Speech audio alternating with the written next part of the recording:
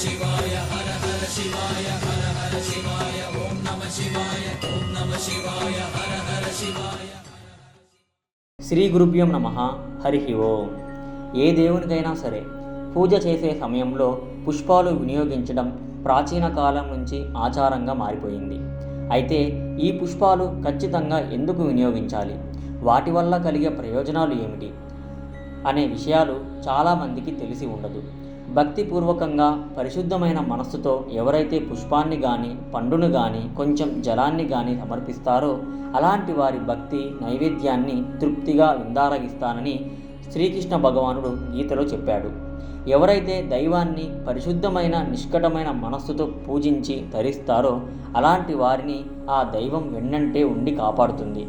సాక్షాత్తు శ్రీకృష్ణ భగవానుడే తన అర్చనా విధానంలో పుష్పాలను చేర్చాడంటే భగవదారాధనలో పుష్పాల పాత్ర ఎంత అమోఘమైందో అర్థం చేసుకోవచ్చు.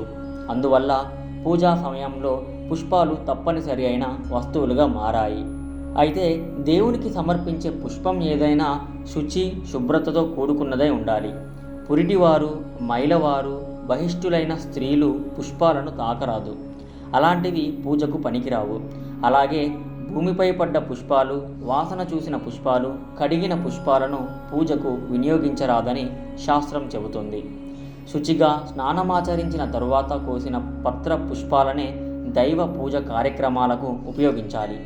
వాడిపోయినవి, ముళ్ళుతో కూడుకున్నవి, అపరిశుభ్రమైనవి, దుర్గంధపూరితమైనవి పుష్పాల వినియోగం శ్రేయస్కరం కాదని శాస్త్రాలు చెబుతున్నాయి.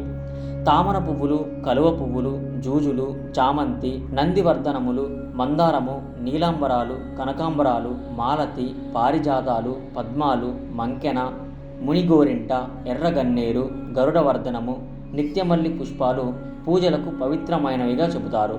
అలాగే కంఠాన గంధాన్ని, చెవిలో పుష్పాన్ని ధరించాలి. జుట్టు ముడిలో తులసి దళాన్ని ధరించకూడదు.